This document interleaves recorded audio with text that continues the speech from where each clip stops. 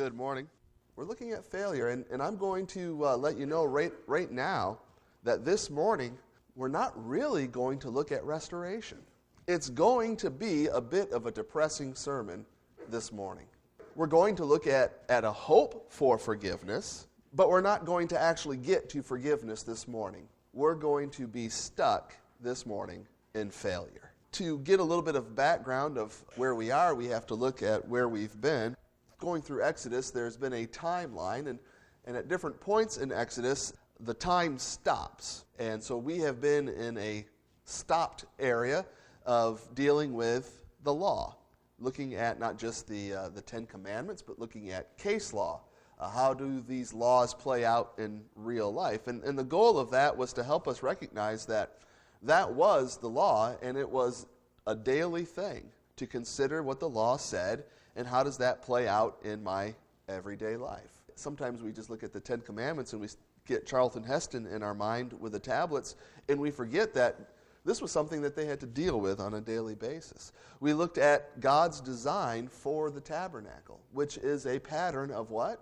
Of heaven.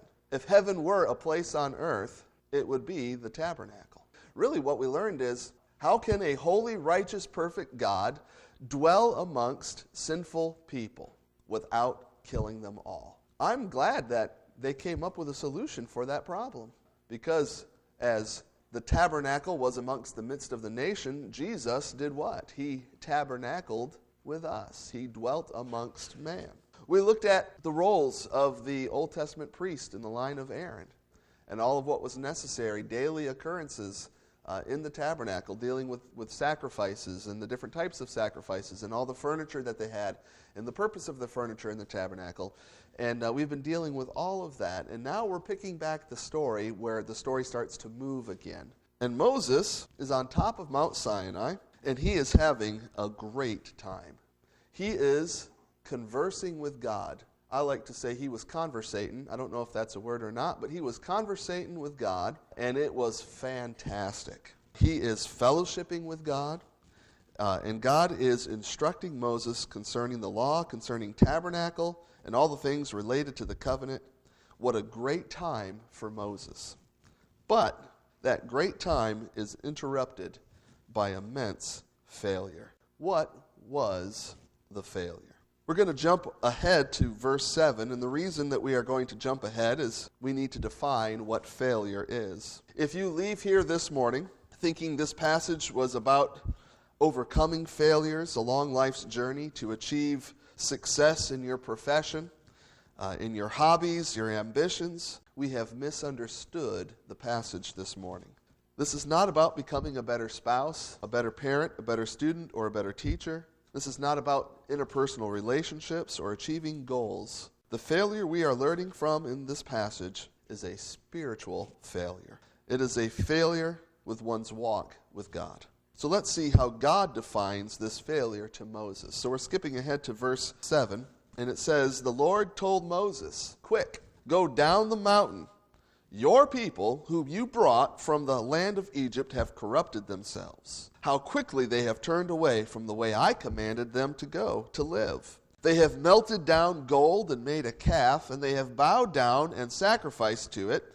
They are saying, "These are your gods, O Israel, who brought you out of the land of Egypt." How does God define their failure? The first thing that God says is that they corrupted themselves. That means that they are destroying themselves. They are damaging themselves. They are in the process of ruining themselves. And then he goes on to say that they have turned away from God's commands on how to live. That is the failure this morning. They have ruined themselves, destroyed themselves, damaged themselves. Why? Because they have turned away from God's commands. The failure we are discussing is a spiritual failure of destroying our usefulness to God because of disobedience to Him. When we decide that we know better, that God is wrong and we don't have to submit to His word, that is when we have failed. Now, most of us are way too polite to ever say out loud to God, "I'm right, you're wrong, get out of my life." I mean, that should cause a gasp. That's so horrible. So most of us would never tell God, "Nope, It's my way or the highway, buddy. We're too polite to say it. But when in our life we just disregard the Word of God and we in fact have shown to God through example, I'm right, you're wrong, I don't care what you think. That is absolutely a spiritual failure. The failure was in deciding that God doesn't know, that He is not the boss, and that they will live life their way.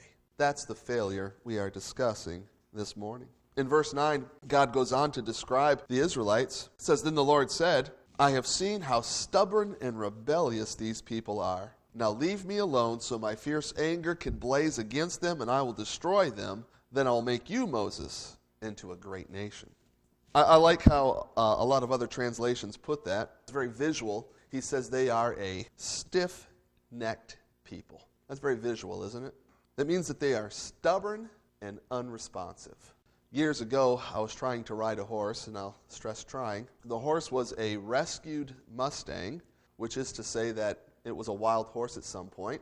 And in its bloodlines, there was a draft horse bloodline in the horse, which means, basically, it's a big horse. Draft horses are large horses, and it was big.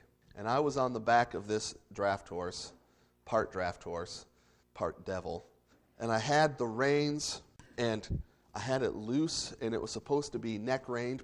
Horse people know what I'm talking about there. It was supposed to be a neck-reined horse, and it wasn't that day. And so I had the reins loose. I was making sure. Sometimes when you're a newbie on a horse, you grab tighter than you should, and you're telling the horse to go, but you're pulling against the bit, and the horse is confused because you're saying go, but you're making me stay. I had it nice and loose, wanted the horse to go, and I did that whole, that click thing.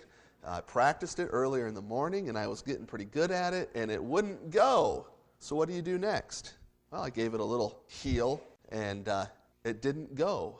Now, I had read a lot of Louis L'Amour books, and so I was thinking, what would he do? And, I started talking to the horse about Louis L'Amour. I thought maybe we could connect some way, and horse wouldn't go. I'm getting angrier and angrier.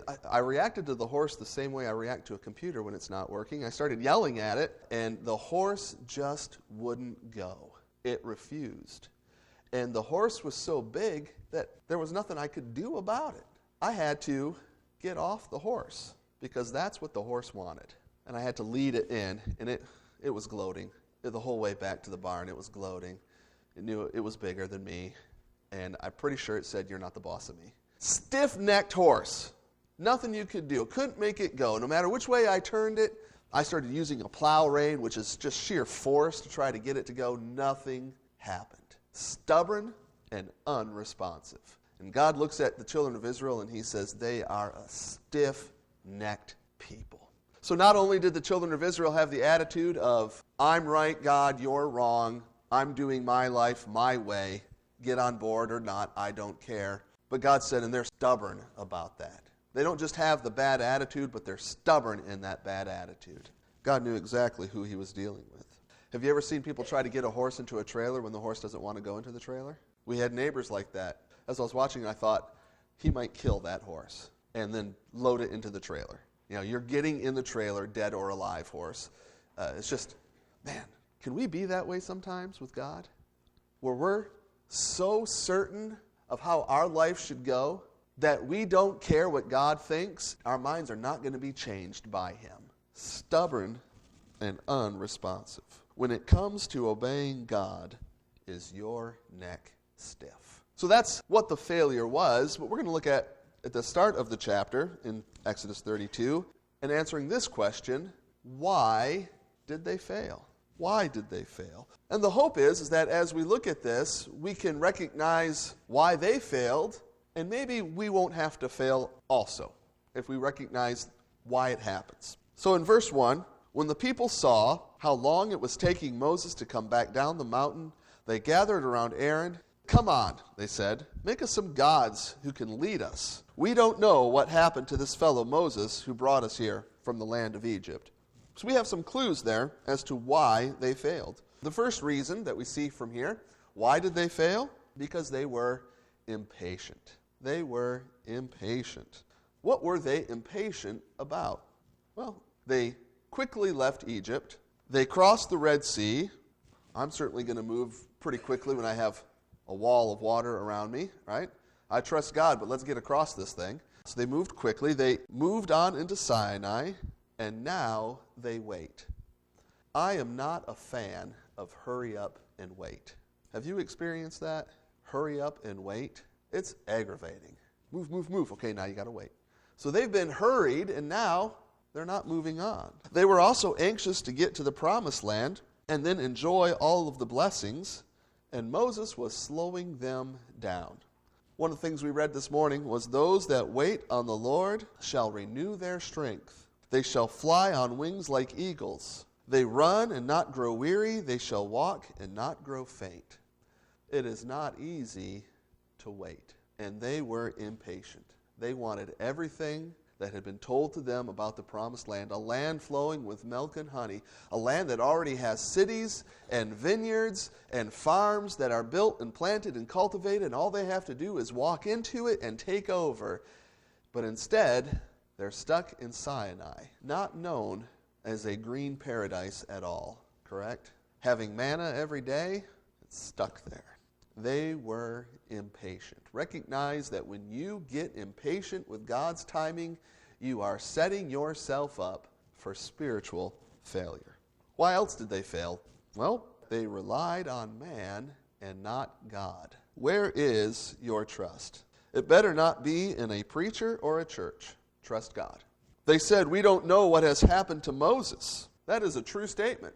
Moses was up there how many days? 40 days.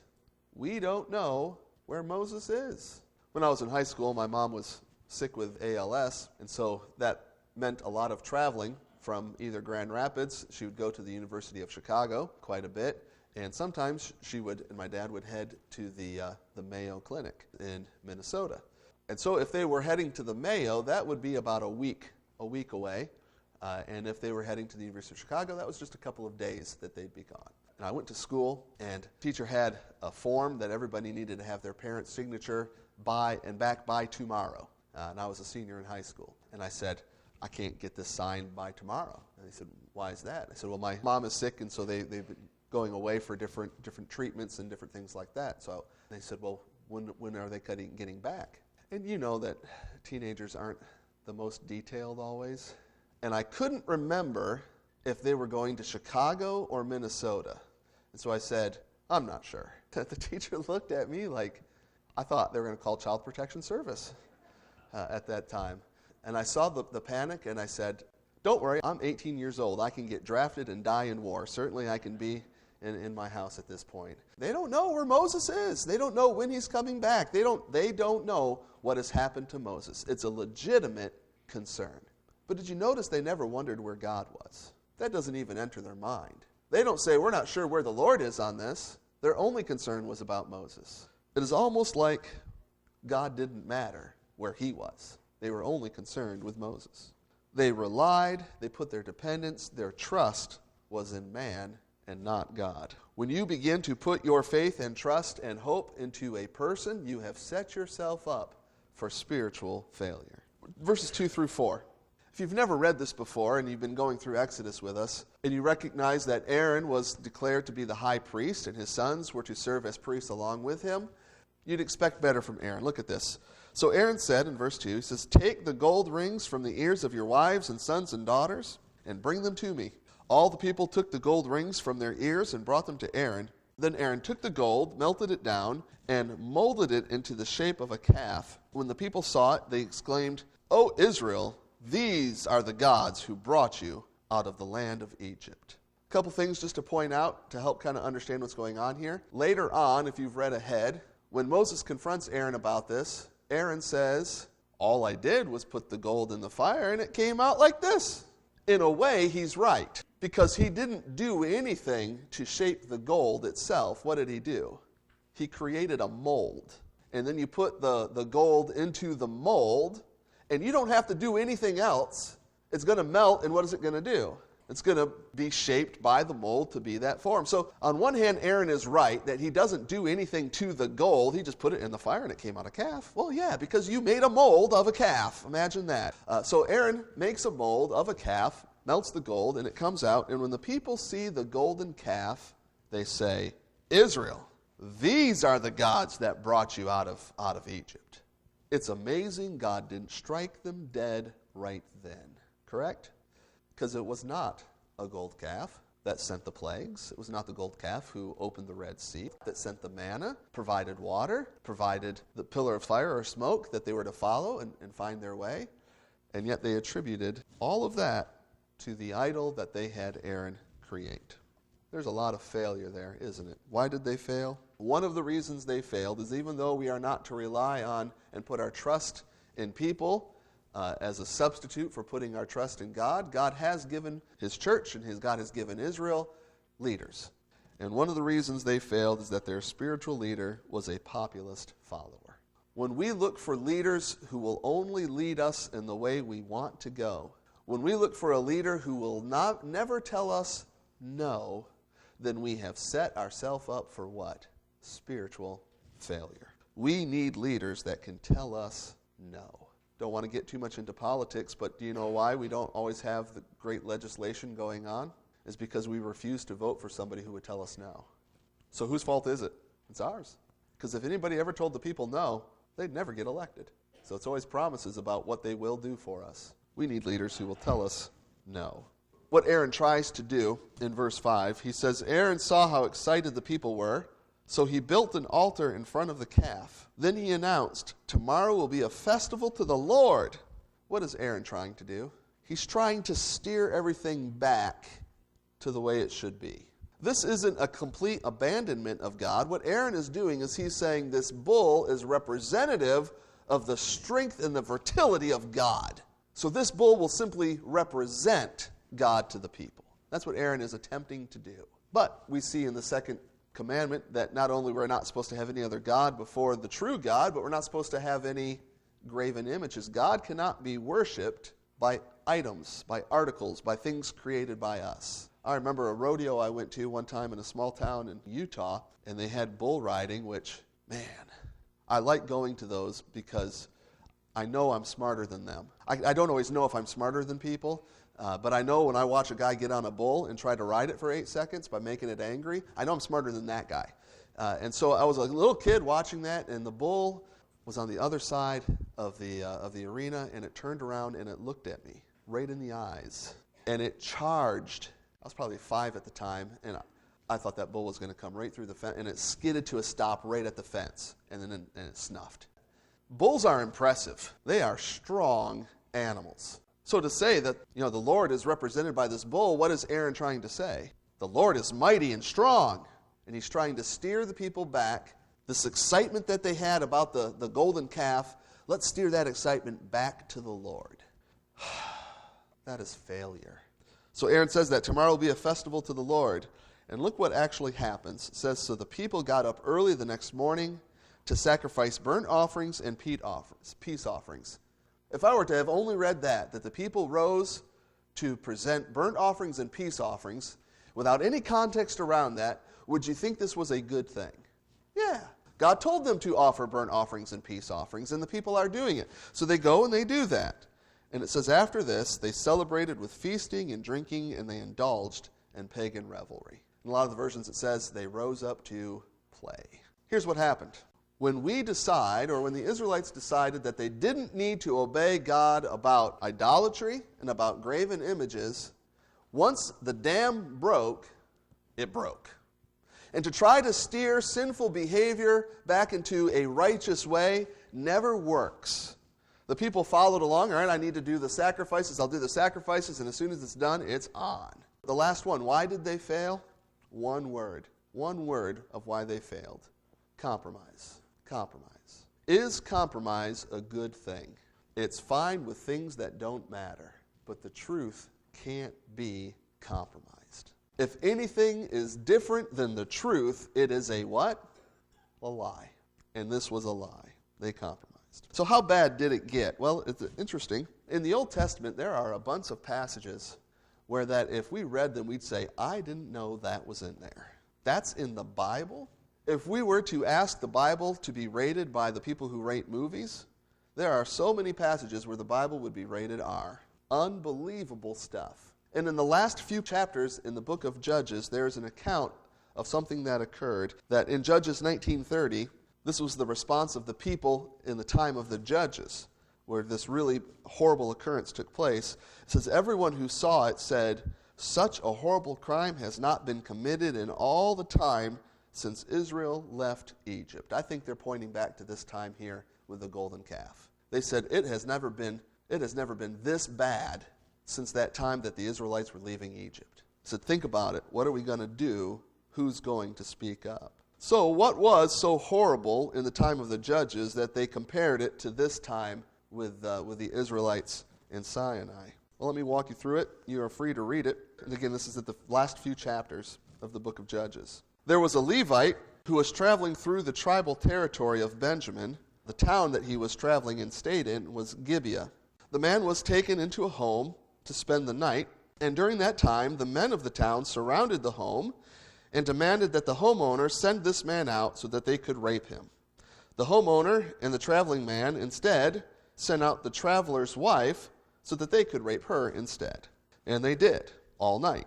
And in the morning she crawled back to the door and died. The traveler opened the door, saw her there, took her home, and chopped her into 12 parts to send to the 12 tribes as an indictment against the town of Gibeah. And from there, it gets worse. And when all of that was going on, the people said, we haven't seen, it has never been this bad since this time.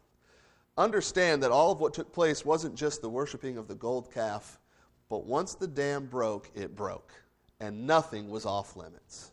One of the accusations that Moses makes against Aaron is that you have let the people loose. Aaron was supposed to be a restrainer, but he did not. That term, you have let them loose, is the idea of hair, that instead of it being bound and braided and kept, that you just let it go in the wind. That's the idea of what Moses said Aaron did. You just let the people go wherever they wanted, and nothing was off limits. You just let it flow. There was a lot more than just idolatry that was taking place at this time. So we see the failure. We see why did they fail? Because of the compromise. We ask the question then, with it being this bad, and it was bad, the scene I highlighted for you at the end of Judges, did you know that was in there? Pretty bad. The question that can be asked, must be asked, is why would God forgive? Why would God forgive? In Exodus 32, verse 10, when Moses was before the Lord and the Lord is describing to him what was going on, the Lord says to Moses in verse 10, says, now leave me alone so my fierce anger can blaze against them, and I will destroy them, then I will make you, Moses, into a great nation.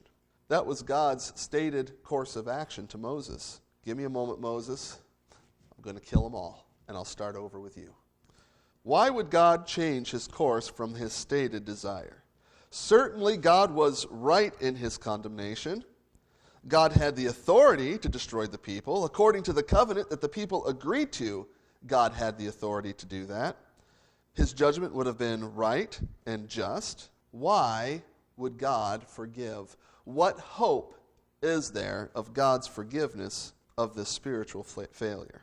Moses makes an appeal to God starting in verse 11, and we get to see a bit of what Moses' approach was. It says in verse 11, but Moses tried to pacify the Lord his God. O Lord, he said, why are you so angry with your own people whom you brought out of the land of Egypt with such great power and such a strong hand? First time I read that, I thought, that's kind of an obvious question. Why are you so angry? Moses, I just told you what was going on. You should see why. So what is Moses trying to say? What is Moses' point in all of this? Because certainly he knows the reason. What is Moses trying to do? Well, if you look back at verse 7, when God first starts to tell Moses what was going on, to whom does God attribute the people? To Moses.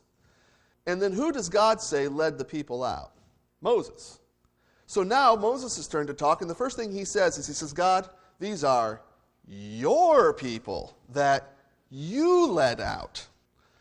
It kind of makes me think of a parent when a child has done something wrong. Your son, no, that kid belongs to you all the way. You've ever had those discussions with your spouse about who that child belongs to? God and Moses have that discussion. But Moses says to the Lord, Lord, why are you so angry with your own people? I'm glad Moses recognized that they weren't his. Not that it probably took a whole lot of encouragement for him to recognize that, but he says, the Lord, these are your people. and you are the one who personally led them out of Egypt. All Moses did was obey God. Go stand in front of Pharaoh and have him be mad at you. All right, I'll go do that. Lift up your staff and I will part the waters. Okay, I can lift up my staff. It's the Lord who's doing it. Why let the Egyptians say, in verse 12, their God rescued them with the evil intention of slaughtering them in the mountains and wiping them from the face of the earth? Turn away from your fierce anger. Change your mind about this terrible disaster you have threatened against your people. Going on, it says in verse 13, remember your servants, Abraham, Isaac, and Jacob. You bound yourself with an oath to them, saying, I will make your descendants as numerous as the stars of heaven, and I will give them all this land that I have promised to your descendants, and they will possess it forever. So why forgive? Why forgive? The first reason that you have the hope of God forgiving, the Israelites have the hope of God forgiving them, is God's knowledge of his people. Moses points out to the Lord, you know your people. You know your people. They're your people that you led out. God knows his people. When you fail, do you think God was surprised? Did you take him off guard? Did he say, what is going on? I never saw this coming. God knows you, and he knows me, and he knows our weaknesses. He knows our failures. Before we commit them, he knows. God knows you. Not just God knows stuff about you. I can know things about someone from history. I can know facts. I can learn quotes. I can be told habits. But I don't know them. Really, what historians are doing is they're looking for people who did know them and what they wrote, because that's as close as you can get. God doesn't just know stuff about you. He knows you. Everything. Nothing is hidden from him. After you've been married a long time, it's pretty hard to trick your spouse. They know you. And we can all put on a front with each other and seem like we have it all together, but you can't trick your spouse. They know you. They know what you're thinking. There are times where we'll be watching TV, watching an old episode of Everybody Loves Raymond, which is a documentary on marriage and family. That's the way I look at it. And something will happen, Ray will do something, and my wife will look at me and go, and I'll say, it wasn't me, it was him. And she said, yeah, but you do the same thing. Right? She knows me. I know her. God knows us. That's part of the hope we have for forgiveness, is God knows us. Why forgive? Moses brought out about God's reputation. Why give the Egyptians the opportunity to say to everybody, look how wicked the God of Israel is. Oh, sure, we enslaved them for hundreds of years, but we didn't trick them to go out into the wilderness and kill them all. The Egyptians could almost convince themselves and others that they are more righteous than God. Getting Pharaoh to admit during the 10 plagues, God, you're more righteous than I, was quite a feat. But if God destroys them all, now Pharaoh can say, I was only trying to enslave them. It would have been better off if they hadn't crossed the Red Sea in that way. It would have been better off if I had captured them again. Because all their Lord wanted to do was trick them, trust him, and kill them. And Moses points out, God, I'm concerned about your reputation. When we glorify God, what are we doing? What does it mean to glorify God? It means that we are making God's character known. So every time we make God's character known, we are giving him glory. Moses is saying, God, I'm concerned about your glory. I'm concerned about your reputation. I want the world to know exactly who you are and what you do. And I don't want to cause for your reputation to be tarred in any way. The last thing that Moses does in his answer to God is he reminds God of what God had already promised.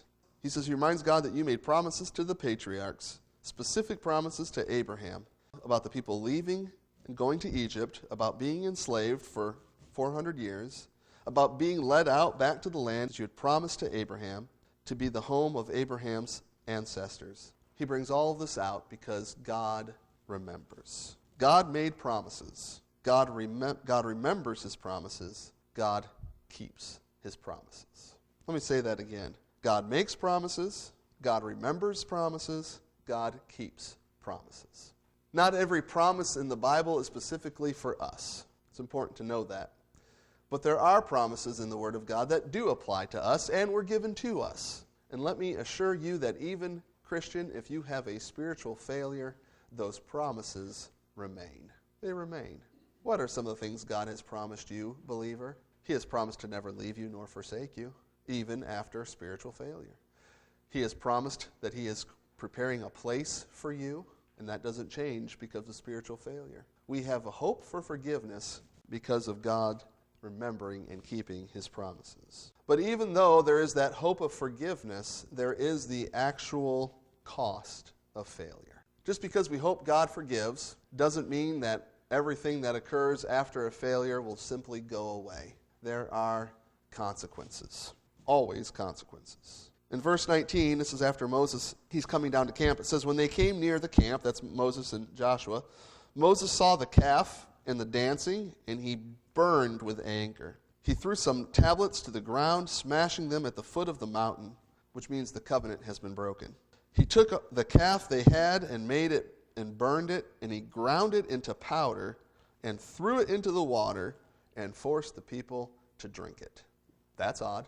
Why would God do that? Well, what else was he supposed to do with it? If he had taken that calf and melted it back to gold, what now? Is he supposed to take that gold and use that in the tabernacle furnishings that has previously been an idol?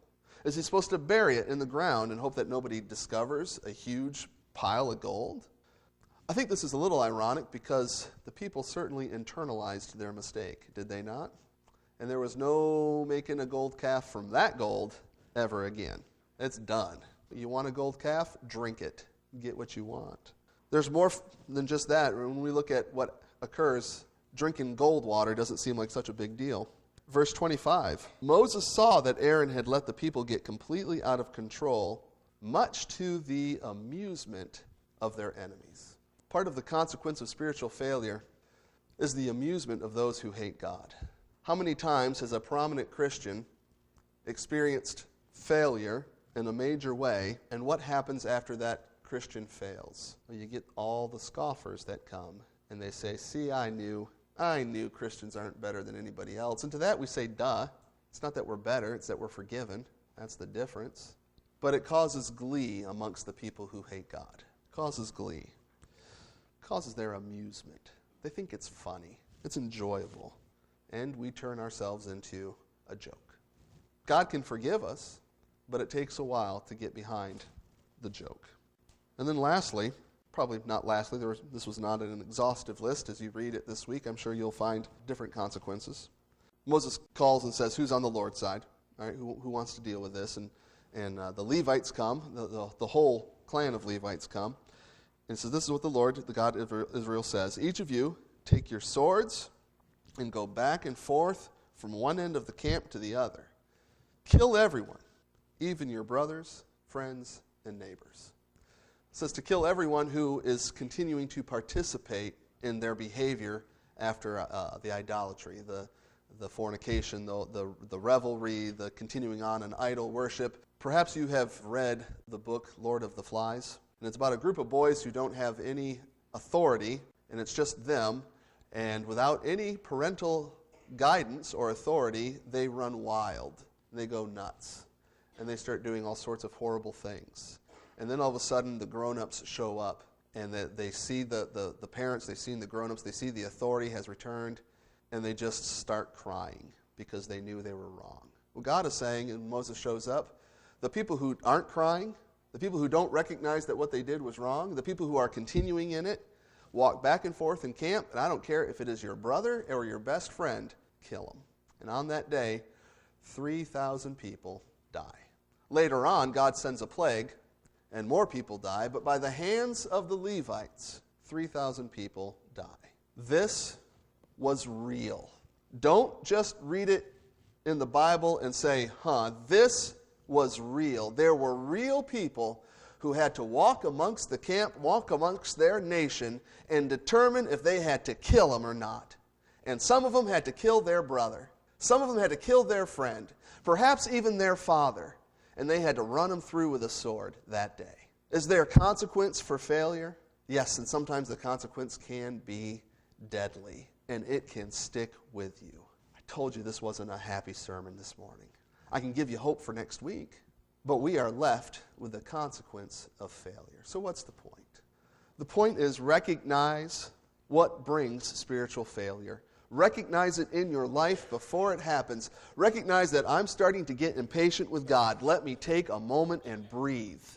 Recognize that my dependence is completely upon a person rather than placing my trust in God. Recognize that I need to be careful who I listen to, that I'm not just finding a bunch of yes men to make me feel good, because they might be encouraging me to failure. Recognize the danger signs. Be motivated by the fact that there is consequence to spiritual failure. God will chastise, He will punish, He will correct those who belong to Him when they stray from Him. And it's not always comfortable. Sometimes it hurts.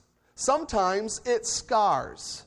Sometimes, in the case of Israel, it caused people to have to go kill their own family and relatives because of spiritual failure. It is expensive, and you don't want to pay. Be motivated by avoiding that in your life. People who have experienced great spiritual failure, they have been forgiven and they can rejoice in that forgiveness, but that doesn't take away the pain, the scar, the reality of the consequences of that failure. Now, one day God will remove it all, and what a day that'll be. But until then, the memory remains. And hopefully, if you have experienced spiritual failure, or you are experiencing spiritual failure, or you will experience spiritual failure, recognize that there is a hope of forgiveness. There is a hope for forgiveness. Don't be abandoned and wallow and never recover. Recognize that God does forgive. Place your hope in that as we study more about that next week. Heavenly Father, You are never surprised by our failure. It never catches You off guard. You know us. You know exactly who we are. And the fact that You sent Your Son to die for our sins, even knowing who we are, is quite amazing. It is amazing love. How can it be that God would save me? Father, help us to recognize our failings, our shortcomings, and our susceptibility so that we will be motivated to live for You in obedience. We ask this in Jesus' name. Amen.